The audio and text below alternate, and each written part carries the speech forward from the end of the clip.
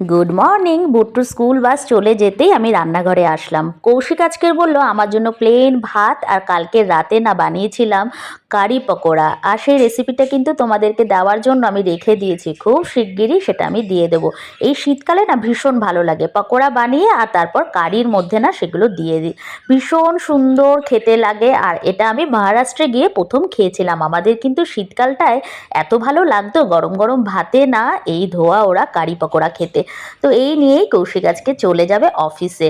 আজকের আমি পোস্ট করেছিলাম আমার পাস্টের লাইফ নিয়ে, আর সেখানে না অনেকেই হয়তো ভাবো যে বর্তমানটা তো নিয়েই আমাদের বাঁচতে হবে, তাই আগেরটা না ভোলা গেলেও বর্তমান নিয়ে বাঁচাটাই ভালো। আর এটাই যেন তো বাস্তব, বর্তমান নিয়েই আমরা সবাই বেঁচে আছি।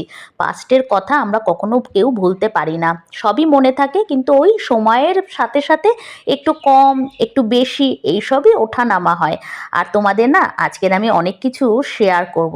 যখন ম্যাট্রিমনিতে প্রথম আমি পোস্ট করেছিলাম নিজের সম্বন্ধে এই ভারত ম্যাট্রিমনি, তখন আমি সবসময় চেয়েছিলাম যে কোনো ডিভোর্সি বা উইডো ছেলেকে বিয়ে করতে, যাতে তার একটা পাস্ট থাকে ঠিক আমার মতন।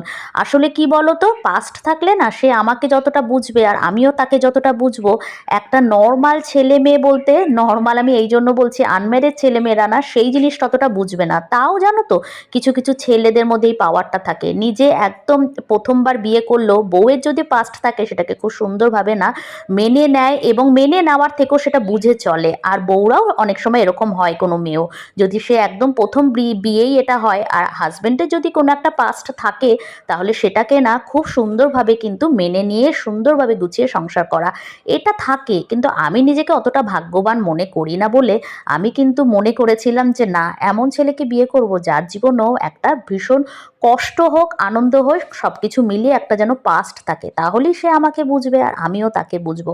সেটা হয়তো আমি সবসময় না তোমাদের সাথে শেয়ার করি না।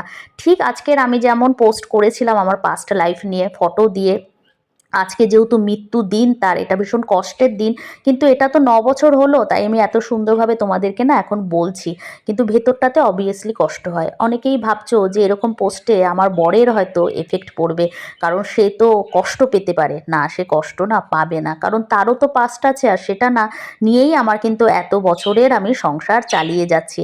সে তার পাস্ট নিয়ে মাঝে মাঝে গল্প করে, আমি আমার পাস্ট নিয়ে গল্প করি, যেটা সিনেমার মতন তোমরা ভাবতেও পারবে না। তো যাই হোক, এই দুটো আংটি না সযত্নে আমার কাছে রাখা। এই বড় আংটিটাতে লেখা আমার নাম মোনা, আর এটা না সে হাতে দিত।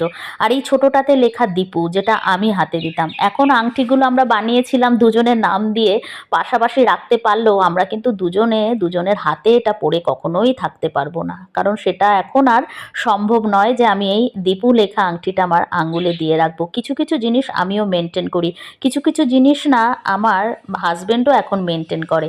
এই আংটি দুটো বানিয়েছিলাম বড় শখ করে, দুজনে দুজনের হাতে পরে থাকবো, ভালোবাসার চিহ্ন। কিন্তু ভালোবাসা রয়ে গেছে, রয়ে গেছে এই যে ছোট্ট একটা ব্যাগের মধ্যে। এভাবেই না আমাদের জীবনগুলো গল্পের মতন সাজানো।